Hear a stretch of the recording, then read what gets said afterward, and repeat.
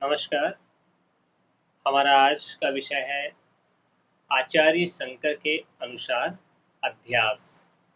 वह अध्यास को किस रूप में समझते हैं, अध्यास के बारे में उनके क्या विचार हैं, उन्होंने अध्यास भाष्य की रचना की है, अध्यास भाष्य है क्या, इन सारी चीज़ों पर हम आज विवेचना करेंगे।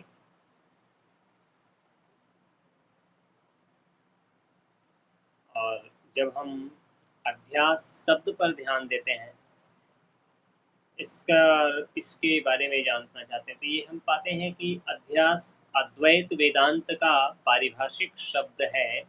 एक वस्तु में दूसरी वस्तु का ज्ञान अध्यास कहलाता है। जैसे रस्सी में सर्प का ज्ञान हो जाना, यह अध्यास है। यानी एक वस्तु जो है उसका उस रूप में ज्ञान न होकर दूसरे रूप में ज्ञान हो जाना, ये अध्यास है। रस्सी को देखकर सर्प का ज्ञान इसका उदाहरण है।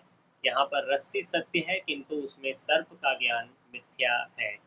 मिथ्या ज्ञान सत्य आधार के बिना संभव नहीं है। अतः अध्यास के दो पक्ष माने जाते हैं, सत्य और अनृत या मिथ्या।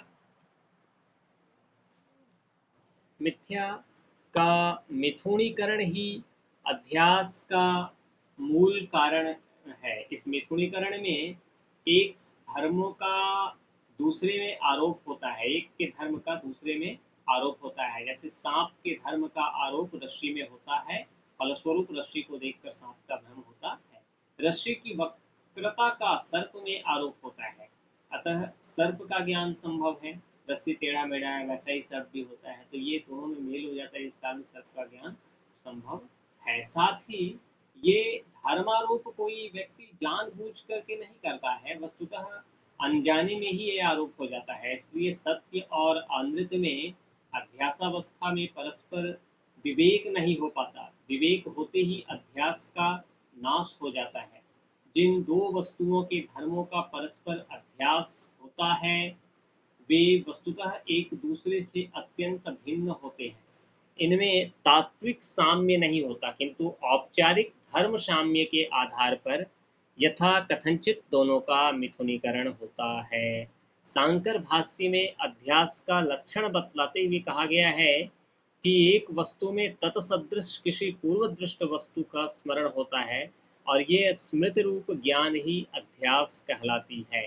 परंतु पूर्व दृष्ट वस्तु का स्मरण मिथ्या नहीं होता। किसी वस्तु को देखकर यह वही व्यक्ति है ऐसा उत्पन्न ज्ञान सत्य है। इसलिए स्मृति रूप शब्द का विशेष अर्थ यहाँ अभिप्रेत है। स्मृत वस्तु के रूप की तरह जिसका रूप हो, उस वस्तु का उससे भिन्न स्थान पर ज्ञान होना अध्यास का सर्वमान्य लक्षण माना गया है। रस्सी को देखकर सर्प का स्मरण होता है और तदनंतर रस्सी में सर्प का ज्ञान होता है। यह सर्प ज्ञान स्मृत सर्प से भिन्न वस्तु है। यानी यहाँ सांप का जो ज्ञान हो रहा है वो, और जो सांप हमारे स्मरण में है वो दोनों अलग है। यहाँ जो सांप का ज्ञान हो रहा है वो सांप हमारे स्मरण में सर्प मौजूद सर्प से अलग है, क्योंकि हमारे स्मरण में जो सर्प हो रहा है वो सर्प की स्मृति है, वास्तविक सर्प की स्मृति। परंतु यहाँ जो ज्ञान हो रहा है वो रस्सी में सर्प का आरोप हो रहा है। वाचस्पति मिश्र ने भामती में कहा है कि सर्पादि भाव से रस्सी आदि का अथवा रक्तादि गुण से युक्त स्फटिक आदि का ज्ञान न होता हो, ऐसी बात नहीं है, किंतु इस ज्ञान से रस्सी आदि सर्प हो जाते हैं या उसमें सर्प का गुण उत्पन्न होता है, यह भी असंगत है। यदि ऐसा होता तो मरु प्रदेश में किरणों को देखकर उछलती तरंगों की माला से सुशोभित मंदाकिनी आ गई है, ऐसा ज्ञान होता है और लोग उसके जल से अपनी पिपासा शांत करते। इसलिए अध्यास से यद्यपि वस्तु सत्य जैसी लगती है, फिर भी उसमें वास्तविक सत्यत्व की स्थिति मानना मूर्खता। यानी कई बार बहुत धूप में मरुस्थल में ऐसा महसूस होता है, ये भ्रम होता है कि आगे पानी है, मगर वास्तव में वैसा होता नहीं है। यह अध्यास यदि सत्यता से रहित हो तो बंध्या पुत्र आदि की तरह इसका ज्ञान नहीं होना चाहिए, किंतु सर्प ज्ञान होता है, अतः यह अत्यंत असत नहीं है। साथ ही अध्यास ज्ञान को सत भी नहीं कह सकते, क्योंकि सर्प का ज्ञान कथमपि सत्य नहीं है। तो सत्य और असत दोनों ही यहाँ नहीं है, और सत और असत परस्पर विरोधी हैं। अतः अध्यास सद सत भी नहीं है। तो अंततः अध्यास को सद सत से विलक्षण, वो सत भी नहीं है, असत भी नहीं है, और सत और असत भी नहीं है, इन दोनों से अलग है, तो उसको ही सबसे विलक्षण, सद सत से विलक्षण, अनिर्वचनीय कहा गया है। इसी क्रम से अध्यस्त जल वास्तविक जल की तरह है, इसलिए वह पूर्व दृष्टि है। यह तो मिथ्याभूत अनिर्वचनीय है, शब्द व्यापार से परे है। अध्यास दो प्रकार का होता है, अर्थाध्यास और ज्ञानाध्यास। अर्थाध्यास में एक वस्तु का दूसरी वस्तु में ज्ञान होता है, जैसे मैं मनुष्य हूँ, यहाँ मैं आत्म तत्व है और मनुष्य तत्व जाति है, इन दोनों का यहाँ मिथुनीकरण हुआ है।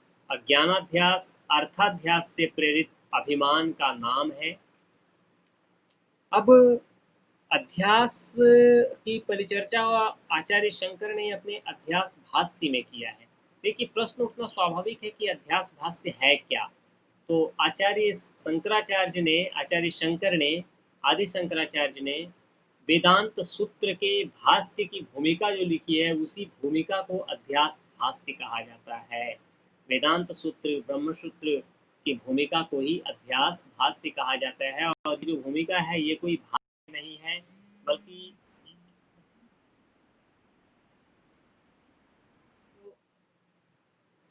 उसके मुख्य रचना वेदांत सूत्र भाष्य के प्राकथन के रूप में था। तो अध्यास भाष्य कई तरह से विलक्षण कृति है। यह एक लघु रचना है, जिसमें 50 से भी कम श्लोक हैं और 5 भागों में ये विभक्त। तो अब एक ये प्रश्न आता है कि ब्रह्म सूत्र की जो विवेचना आज हमने की, इसके लिए हमें सामग्रियां कहाँ से मिली। तो इसके लिए हमने मूलतः दो पुस्तकों का सहयोग लिया है। एक ब्रह्मसूत्र शांकर भाष्य, दूसरा वाचस्पति मिश्र की भामती टीका, जो उन्होंने की है। इन दो पुस्तकों का सहयोग हमने लिया है, जिनका सहयोग आप अध्यास भाष्य को और अध्यास के बारे में विस्तृत जानकारी देने के लिए कर सकते हैं। आज के लिए इतना ही।